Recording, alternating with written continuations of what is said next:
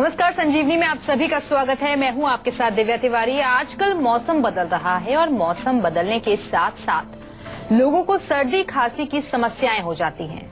लोग छोटी छोटी बीमारियों से बचने के लिए महंगी दवाइयां ले लेते हैं, लेकिन इससे कोई खास फायदा नहीं होता। तो बने रहिए हमारे साथ, क्योंकि आज संजीवनी में डॉक्टर साहब बताने वाले हैं आपकी रसोई में मौजूद कुछ ऐसी चीजों के बारे में जिसे आजमाकर आप सर्दी जुकाम से तुरंत राहत पा सकते हैं। तो रोज की तरह आज भी हमारे साथ मौजूद हैं विश्व प्रसिद्ध आयुर्वेदाचार्य डॉक्टर प्रताप चौहान। डॉक्टर साहब, बहुत बहुत स्वागत है आपका। Thank you very much.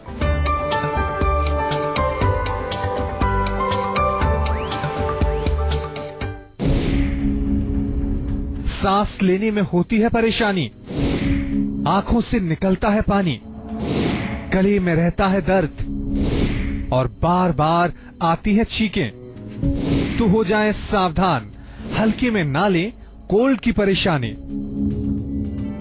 वैसे तो सर्दी जुकाम और खांसी कोई गंभीर बीमारी नहीं है, लेकिन जब ये हो जाती है तो परेशानी खड़ी कर देती है। ऐसे में डॉक्टर साहब से सबसे पहले ये समझते हैं कि कैसे ये कॉमन कोल्ड शुरू होता है। डॉक्टर साहब, ये कॉमन कोल्ड स्टार्ट कैसे होता है?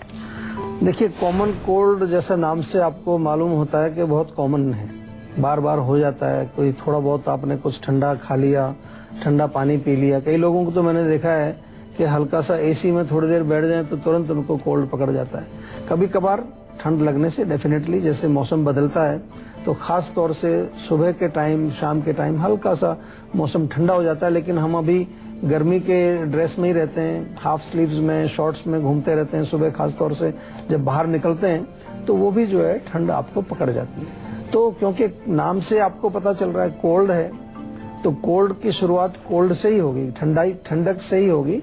किसी भी तरह से आपके शरीर के अंदर ठंड जब लग जाती है तो वहां से आपका कोल्ड शुरू हो सकता है। जनरली कोल्ड के सिम्टम्स को तो सभी जानते हैं, लेकिन बदलते मौसम में आप इससे बचे रहें और इसके लिए कुछ खास लक्षणों को भी जानना बेहद जरूरी हो जाता है। डॉक्टर साहब, अक्सर हम लोग समझते हैं कि नाक बंद हो गई है, गला बैठा हुआ है या छींक आना, ये सिम्टम्स तो हम लोग को पता होते हैं, लेकिन और क्या कुछ लक्षण होते हैं इसके? देखिए, कोल्ड जब आपको एक तरह से इन्फेक्शन उसको कह दिया जाता है कि कोई वायरल इन्फेक्शन हो गया है, तो जरूरी नहीं वो एक वायरल फीवर में ही कन्वर्ट होगा। लेकिन अगर आपको छींकें भी जो है बहुत ज्यादा छींकें आ रही हैं और छींक में एक विशेष प्रकार का आपको जो है नाक के अंदर कुछ आपको महसूस होता है, वहां पर कुछ जैसे कि कुछ विशेष ठंड लगती है, कभी कभार कई लोगों को बहुत जलन टाइप की होती है, हल्का फीवर हो जाता है, सोर थ्रोट आमतौर पर देखने को मिलता है इसमें, यानी कि गला काफी जो है वो पक जाता है, अंदर से गला खराब हो जाता है, और खांसी जो है इसमें देखने को मिलती है। तो ये लक्षण इसके विशेष हैं। कभी कभार जो है अगर थोड़ा सा डीप ज्यादा पुराना हो जाएगा तो चेस्ट में भी इन्फेक्शन चला जाता है, और चेस्ट में जब इन्फेक्शन चला जाएगा तो फिर आपको सांस की तकलीफ भी थोड़ी बहुत देखने को मिलती है। तो ये लक्षण है, इनका ध्यान रखना चाहिए। और मैं बार बार आपको एक ही चीज कहता हूँ कि शुरुआत में ही अगर रोग को पकड़ के और वहीं उसको जो है ट्रीट किया जाए तो उससे बढ़िया कोई चीज नहीं है। इंतजार मत करिए, एक्सपेरिमेंट मत करिए, इधर उधर मत भटकिए, कोई ऐसी चीजें मत खरीदिए, यहाँ से ये ले लिया, कोई टेबलेट खा ली, कोई नाक में डालने की चीज ले ली। बहुत कुछ आजकल मिल रहा है, बहुत सारे विज्ञापन आप देखते हैं, पढ़ते हैं, लेकिन हम आपको कहते हैं कि शरीर को जो है आप सीरियसली लीजिए। ये बॉडी हमारे लिए बहुत इंपॉर्टेंट है, ये एक ही बार मिलती है, एक बार खराब हुई तो फिर बहुत मुश्किल हो जाता है, फिर आप जिंदगी भर दुखी रहते हैं। तो अगर जीवन को अच्छी तरह से एंजॉय करना है तो अपने हेल्थ का ध्यान रखना है, और हेल्थ को ठीक रखने के लिए जीवा आयुर्वेद में आपको संपर्क करना है। डॉक्टर साहब, वो तो आपने बता दिया कि कोल्ड से जुड़ी हुई जो समस्या होती है उसके निवारण से जुड़ी हुई जानकारी हम अपने दर्शकों को बाद में देंगे, लेकिन लक्षण क्या होते हैं वो तो आप बता चुके हैं। लेकिन कई बार इन्फेक्शन अगर कोल्ड से हो जाता है तो कॉम्प्लिकेशंस किस तरीके के पैदा हो जाते हैं? देखिए, डेफिनेटली अगर हम कोल्ड को इग्नोर करेंगे और वो ज्यादा बढ़ जाएगा तो फिर उसके कॉम्प्लिकेशंस मुख्य रूप से चेस्ट इन्फेक्शन एक बहुत बड़ा कॉम्प्लिकेशन उसमें हो जाता है। आपके लंग्स में वो इन्फेक्शन चला जाता है, तकलीफ हो जाती है, वहाँ इन्फ्लेमेशन हो जाएगी, सूजन हो जाएगी, बलगम वहाँ जमा हो जाएगी, सूखी खांसी, बहुत जोर से सूखी खांसी आती है, ये भी एक कॉम्प्लिकेशन है। और इसके साथ साथ जो है अगर आप देखें तो कई के टॉन्सिल्स जो होते हैं यहाँ के, वो टॉन्सिल्स भी सूज जाते हैं, टॉन्सिलाइटिस उसको कहा जाता है। हाई फीवर या मीडियम फीवर उसमें देखने को मिलता है। पूरे शरीर में जो है बहुत पेन, आपको बॉडी एक होता है, हेडेक होता है।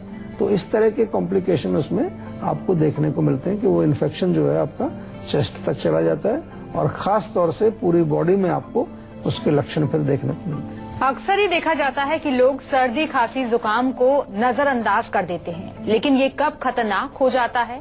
साथ ही ये भी जानते हैं कि नवजात को सर्दी जुकाम होने पर डॉक्टर से कब बात करनी चाहिए। डॉक्टर साहब बताइए इसके बारे में। देखिए, मैं तो यही कहता हूँ कि कभी भी कोई भी रोग जैसे शुरू होता है तुरंत उसको नकारना नहीं चाहिए, उसका प्रॉपर उपचार करना चाहिए। आप स्वयं जो है डॉक्टर बनने की कोशिश ना करें। हाँ, ये जरूर है कि जैसे आपको सर्दी हुई, थोड़ा कोल्ड हुआ, तो घरेलू नुस्खे हम बहुत सारे बताते हैं, तो वो उपचार आप करें, जरूर करें। और 2-3 दिन अगर आपको लगता है कि 2-3 दिन में आपको रिलीफ नहीं मिल रहा है, रोग आपका और बढ़ रहा है, तो इसका मतलब क्या हुआ कि जो इन्फेक्शन है वो ज्यादा स्ट्रांग है, जो आप घरेलू नुस्खा आप प्रयोग कर रहे हैं वो उतना स्ट्रांग नहीं है कि उससे फाइट कर सके। तो फिर क्या, उसके लिए प्रॉपर औषधि आपको लेनी है। और प्रॉपर औषधि आयुर्वेद में हर रोग की है, जुकाम की भी है, कोल्ड की भी है, दमा, खांसी, बलगम, ये तमाम रोगों के जो है उपचार आयुर्वेद में बहुत अच्छे हैं। छोटे बच्चों की आपने बात की, उनका भी वही मैं कहूंगा कि नॉट नेसेसरी कि एकदम से तुरंत उनको जो है स्ट्रांग दवाइयां आप दिलवाएं। आप अदरक का रस, शहद बहुत अच्छा काम करता है छोटे बच्चों में। अदरक का रस शहद मिला करके रख लीजिए बराबर बराबर मात्रा में, और थोड़ा थोड़ा ड्रॉपर से उसको 2-3 बूंद 4-5 बूंद उसके मुंह में दिन में 2-3 बार डालिए, तो उससे काफी हद तक कंट्रोल हो जाएगा। हाँ, जरूर ध्यान रखना है कि उसको ठंड से बचाना है। कोई ठंडी चीजें बच्चा किसी प्रकार से ना सेवन करे, ठंड के संपर्क में ना आए, तो वो भी एक इम्पोर्टेंट चिकित्सा का ही पार्ट है। तो ये आपको करना है। हाँ, फिर भी अगेन मैं वही कहूंगा कि 2-3 दिन अगर आपको लगता है कि रोग बढ़ रहा है तो then you should consult the Ayurvedic doctor, और उससे फिर प्रॉपर इलाज उसका करना चाहिए। डॉक्टर साहब, लेकिन कोल्ड और फ्लू क्या एक ही तरीके का रोग है, और अगर अलग अलग है तो इसकी पहचान कैसे कर सकते हैं?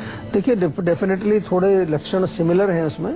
जैसे कोल्ड में देखेंगे तो आपको छींके आना, नाक बहना, ये ज्यादा थोड़ा गला खराब आपको उसमें नजर आता है।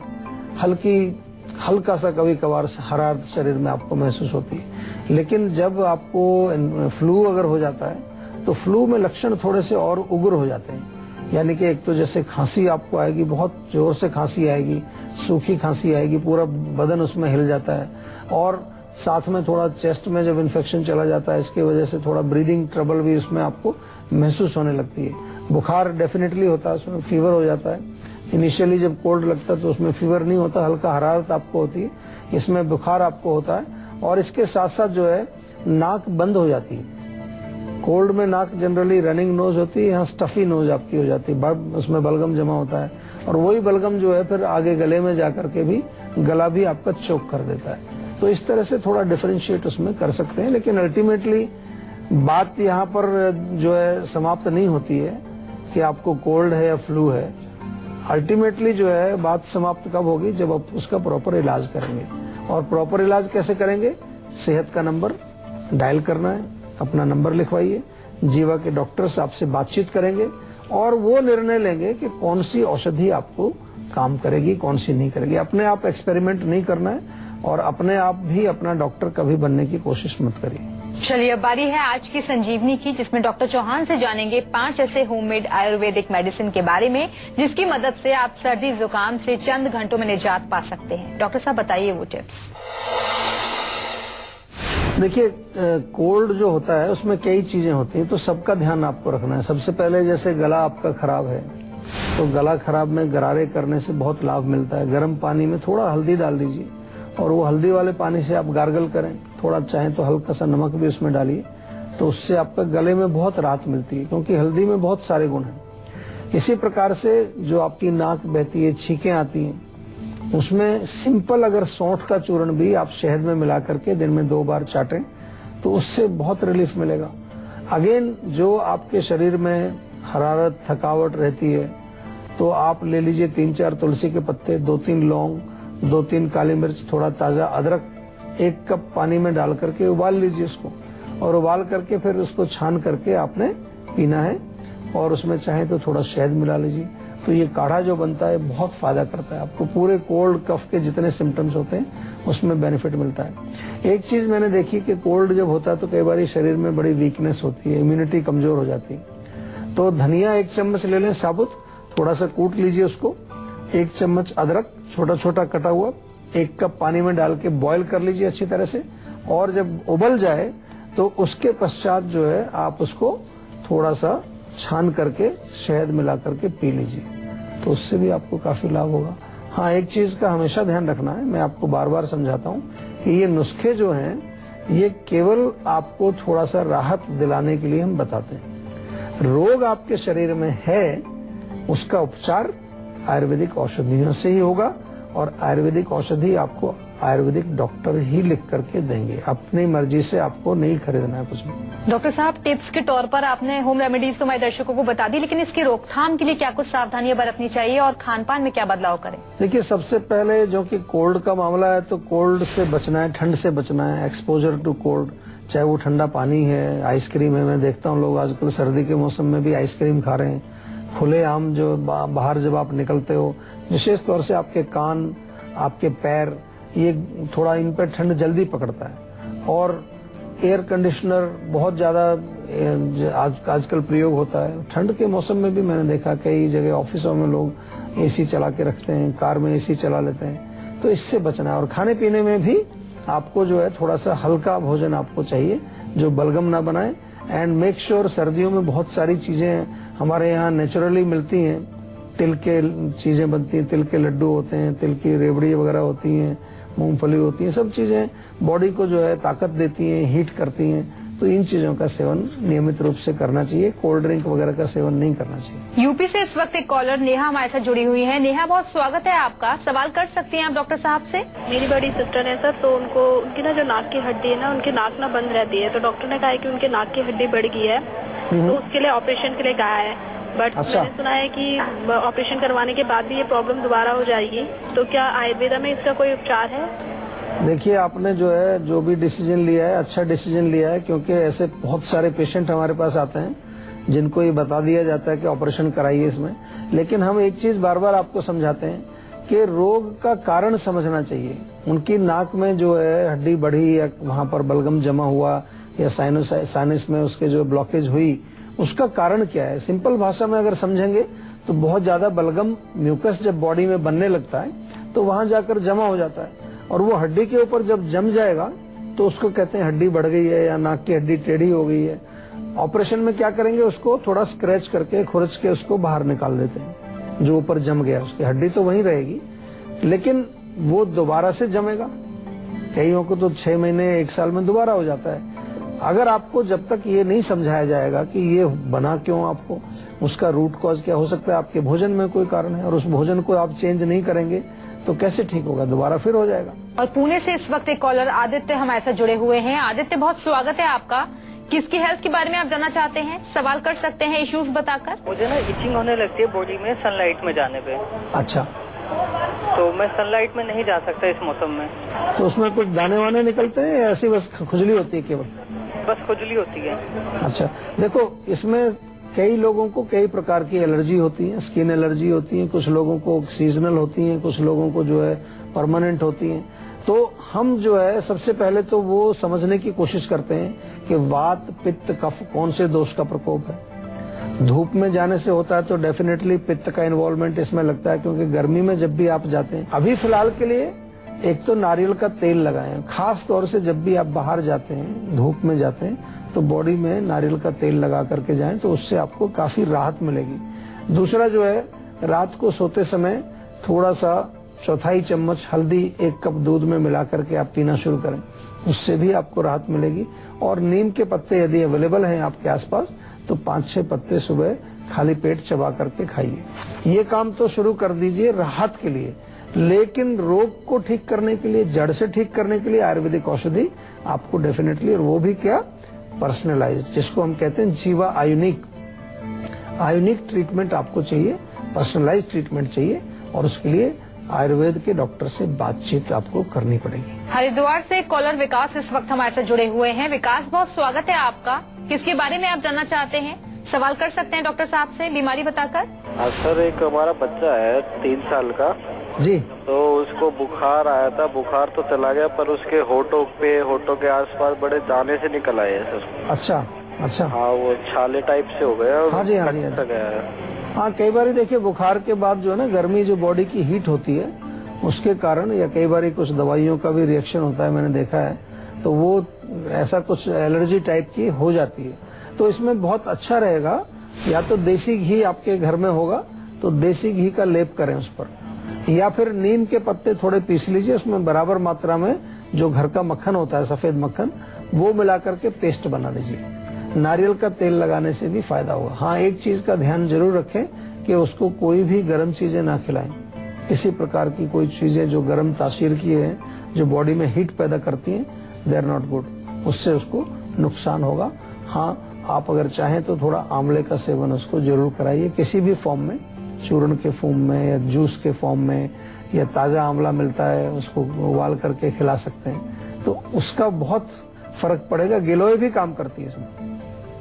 गिलोय, आंवला, एलोवेरा, इनके जूसेस हमारे यहाँ जीवा में मिलते हैं और आजकल आपको मार्केट में भी अवेलेबल हैं। उनका प्रयोग करिए, बहुत फायदेमंद चीजें हैं। तो सोने से पहले अगर करते हैं पैरों की तलवों की मालिश तो मिलेंगे ये फायदे। जी हाँ, ब्रेक के बाद संजीवनी टिप्स में डॉक्टर चौहान से जानेंगे कि कितना फायदेमंद है सोने से पहले पैरों के तलवों की मालिश करना। साथ ही हेल्थ से जुड़िए, अगर आपको भी किसी भी तरीके की कोई परेशानी है तो आप हमारे सेहत के नंबर 0129404040 पर कॉल कर आप अपना फोन नंबर रजिस्टर करवा सकते हैं और उसके बाद डॉक्टर चौहान के पैनल के डॉक्टर आपको खुद फोन कर आपकी सेहत से जुड़ी परेशानियों को सुलझाएंगे। इसलिए आप कहीं मत जाइए और देखते रहिए अपना मनपसंद हेल्थ शो संजीवनी, ताकि स्वस्थ रहे आप। इसके बाद संजीवनी में आप सभी का स्वागत है। चलिए अब बारी आ गई है संजीवनी टिप्स की, जिसमें डॉक्टर साहब आपको बताने वाले हैं कितना फायदेमंद है सोने से पहले पैरों के तलवों की मालिश करना। डॉक्टर साहब बताइए।